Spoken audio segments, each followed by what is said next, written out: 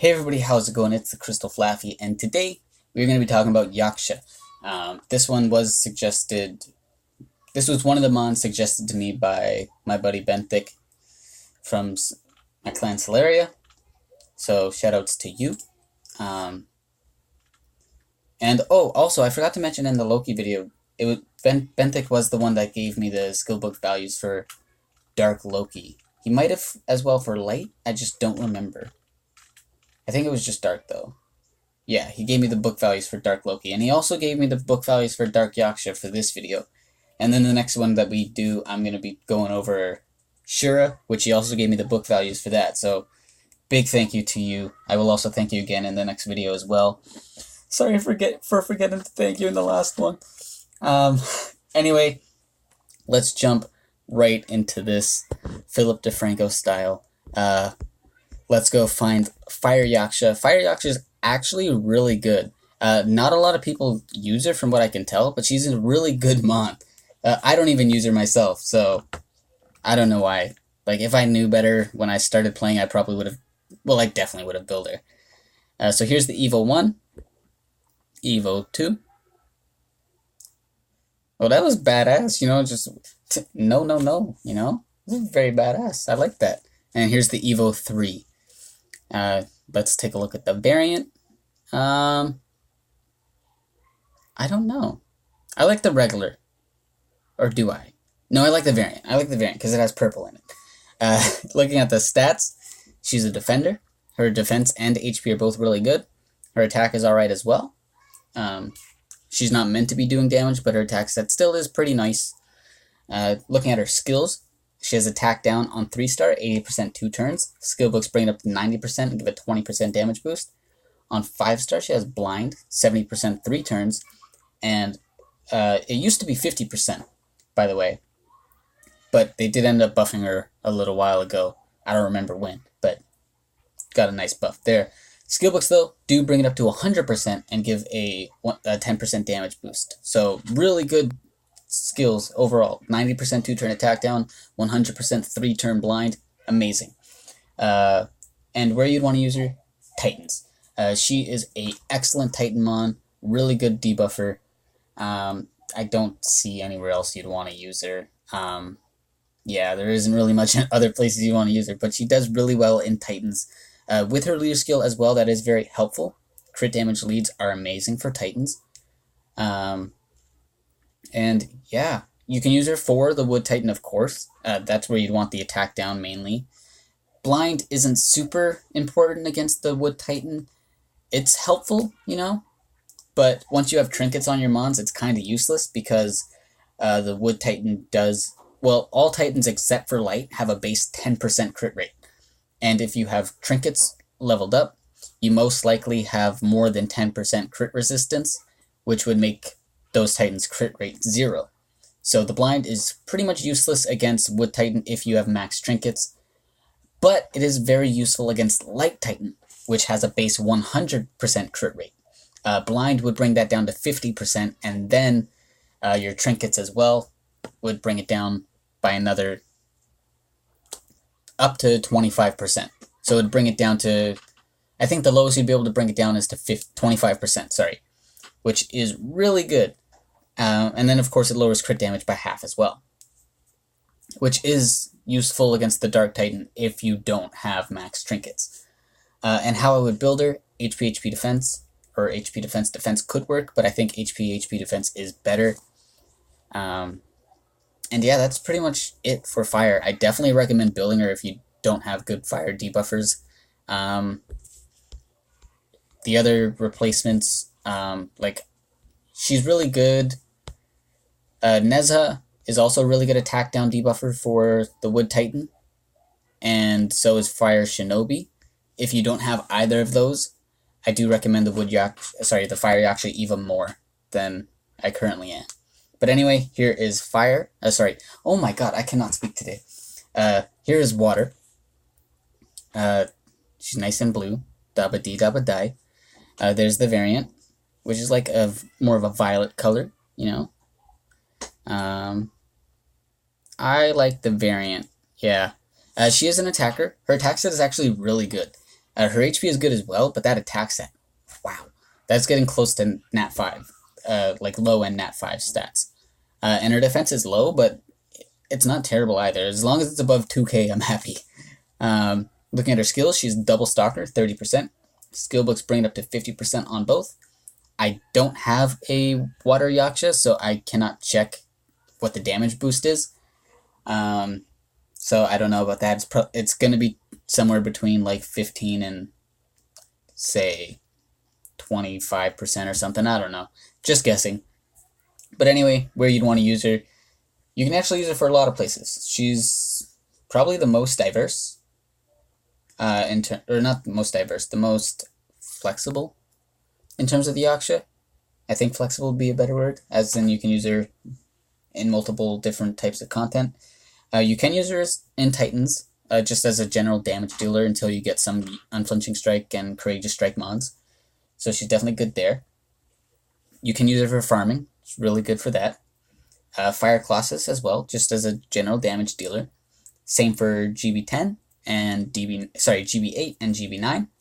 And then for PvP offense as well. Stalker is a very versatile skill. So with max books, by the way, she does get up to 60% base crit rate. So before your gems or anything like that. Which means that she is really easy to get up to max crit. Your gems only need to add up to 40%. Which is really good. So when building her, and any other Stalker mon for that matter, I do recommend going either triple attack or attack crit damage. That's with focus on crit rate subs, just to get that extra 40% you need, or you can go with an intuition set to help you out there. Because with the intuition set and the Stalker, and then the base 10%, she would already be at 80% crit rate, and you would just need to get that other 20% from substats. So Stalker mons are very easy to gem for crit rate, is the point I'm trying to make here. So you don't need a crit rate gem. Definitely don't use one. It's pretty much a waste. And then if you are going to build her a bit more survivable, which I would recommend if you're using for PvP, I would go attack defense or attack crit damage defense. Either of those would be usable there. Just because, she can use a little extra defense to be a bit more survivable, though trinkets would remedy that as well. So if you do have max trinkets on her, you don't need a survivability gem. And then you can, of course, again, just go triple attack or attack crit damage. But that is it for water. And let's move on to wood. Wood is probably the one that I'm currently building a wood Yaksha on my alt. And I haven't been able to use her yet because she's not Evo 3 or level 60 yet. But I plan to use her eventually, as soon as I can, because she is a really good mon.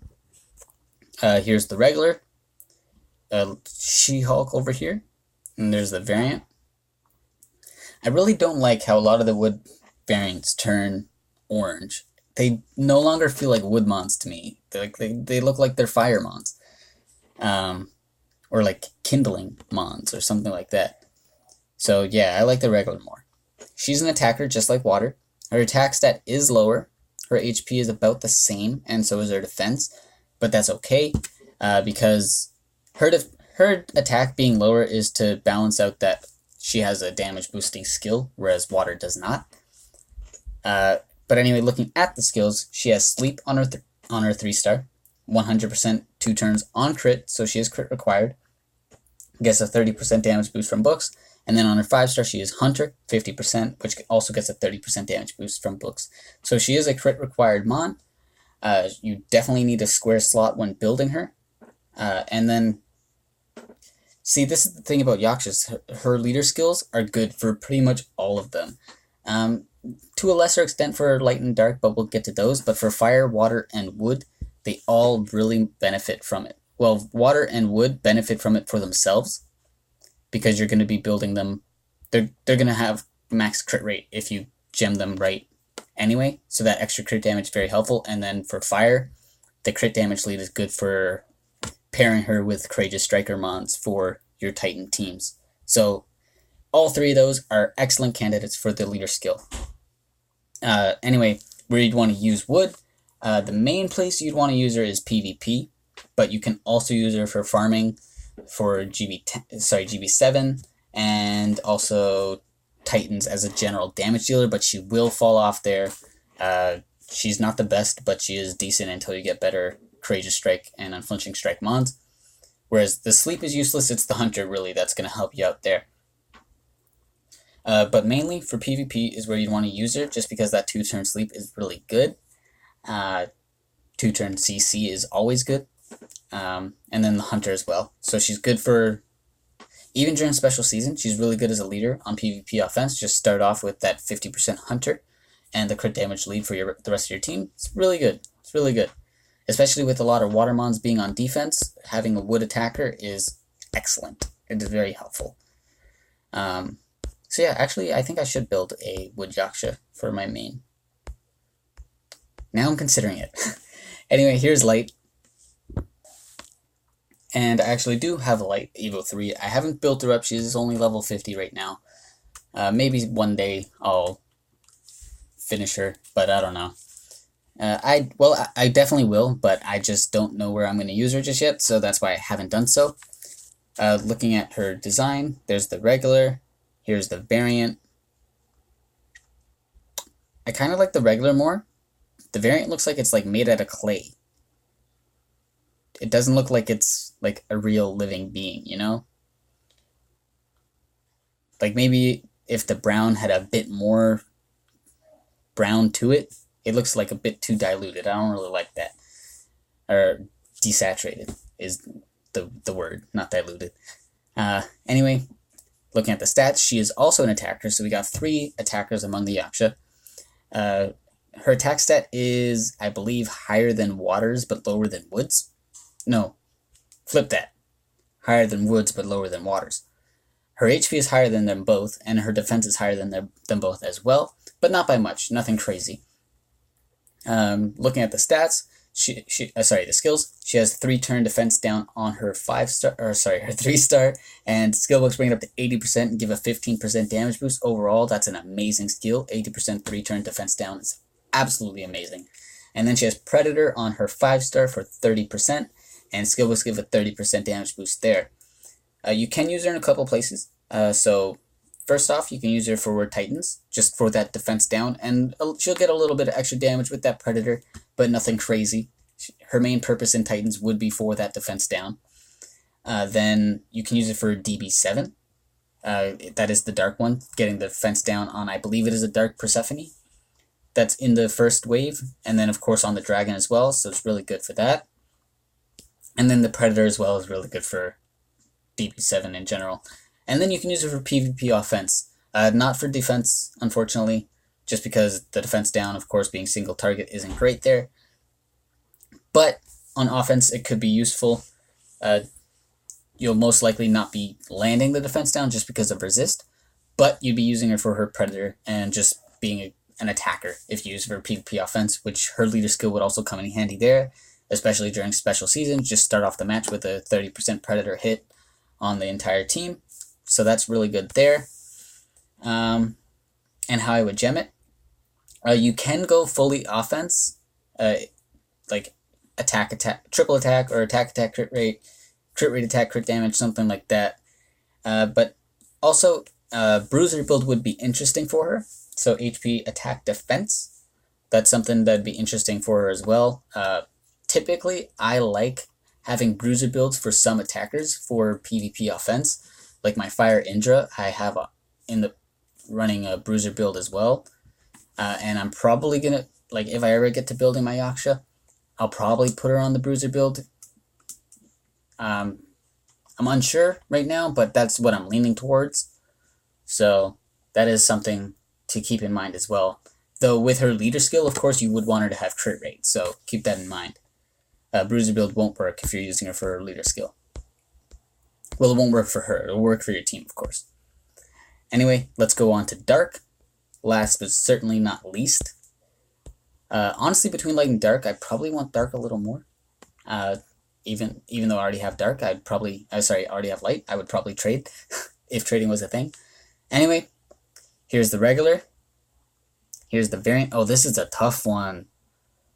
This is a very tough one. Like, I love the dark colors for the regular one, but the variant, it's like a bit more purplish, but similar to like a Majin Buu type thing, you know? That's very cool. Like, just in terms of skin tone, not in terms of like design or whatever, obviously. Hmm. This is a tough one. You know what? I'm gonna say the regular one is too edgy for me, and I'm gonna go with the variant. Yeah, okay, I'm going with the variant. Looking at the stats, she's a balanced type. Her HP is actually pretty damn good, and so is her attack. Her defense as well is pretty good. Overall, her stats are pretty good. And then skills, on her 3-star, she has Adrenaline, 10% of the allies' HP. You should note that this is based on their HP, not on her own. It's not the same as Water Persephone. Water Persephone would heal the team for her, or 10% of her own HP, where Dark Yaksha's 3-star heals the team for 10% of their own HP. So if you pair her with something with low HP, it's only going to be healing a low amount of HP.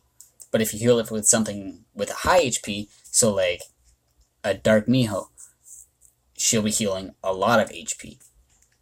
So keep in mind, you have to keep that in mind when you're putting her on your team. Anyway, skill books do bring that up to a 15% heal and give a 20% damage boost. And then on her 5-star, she has Silence, 80% 2 turns. Skill books bring it up to 100% and give a 10% damage boost there. Where you'd want to use her, PvP is the main place.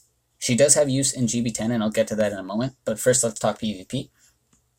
So PvP, you can use it for offense or defense. But keep in mind, of course, you do have to pair her with high HP mons for her for her 3-star to be being the most optimal thing that it can be. If you pair her with something like so for my offensive team, I use Fire Succubus, and my Fire Succubus has a pretty low attack stat. It's only like 40k. That's with trinkets and everything. So every turn she'll only be healing 10 to 15% with books. So like 4k per turn, 4 to 6k per turn or something like that. Which is very low. But if you pair her with something like a Dark Miho, like say Super Evolved. Well, actually no, I don't know Dark Miho's HP stat off the top of my head. So I'll go with Wood Drekka. Wood Drekka, fully gemmed, you know, HP, can get like 150k HP.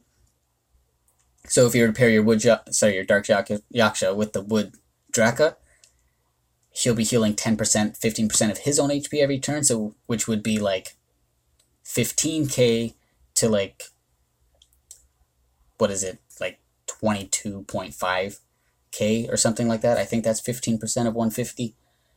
So yeah, he'll be healing around that every turn, which is substantially higher than if you were to pair Yaksha with Fire Succubus, right? So keep that in mind when you're building your team. If you're building it around a Dark Yaksha, you do want high HP mons with her. Then, of course, you can use her for GB10 just as a passive healer for your team. Note, same reasoning there. You don't want to have her with low HP mons, or else her heal is useless. Not useless, but it's not doing really well. You would need to use her with a more tanky team for GB10. So, you can't really pair her with, like, mons built full attacker for GB10, which is normally what you would do with a passive healer on GB10. You'd pair them with attackers. Like Water Persephone, you'd pair with, say, like 3 nuking mons. I don't know, dark attackers or whatever. And it'll be healing based on Persephone's HP, so the heal will be huge. But with Dark Yaksha, since it'll be healing with the other mons' HP, the heal won't be that great. So while she is usable in GB10, she's not the best there, you know? She really does shine in PvP. The silence is also really good there as well. 100% 2 turns, really good, if it lands, of course. But yeah, overall, really good PvP mon. And the leader skill is helpful there if you have her with a full dark team or something like that. And I don't have any Yakshas built up, so I don't know why I'm going here. But at least I can show Evo 3, level 50, Light Yaksha So I am working on her books. She just needs 2 more, but I stopped prioritizing her for now. I will put those last 2 books eventually. 80% 3 turns, whatnot. So yeah. And of course mine doesn't have a square, so that's probably why I was leaning towards the bruiser build anyway. But anyway, if I were to prioritize them, fire. Fire is really good. Really good to buffer. Then dark, really good for PvP. And then wood, water, and... well, actually, wood and water, I don't know. Those 2 I'd say are interchangeable. Wood is better for PvP, I think. Like, the areas that wood shines, she shines better than water, but water can be used in more places. So I think they're interchangeable for the 3rd spot. And then last I would put light, just because predator and defense down don't mesh too well together, you know? They work, but really only for manual content. And then even then, you'd rather have either double defense down or double predator. So, yeah, she takes the last spot, which doesn't mean she's bad. It just means she's not as good as the rest. But yeah, we're going to wrap it up there. Like, comment, subscribe, all that. Thanks again to Ben for the skill book values for Dark. And next we will be talking about Shura, so look forward to that. And have yourselves a good day, and I'll see you guys all in the next one.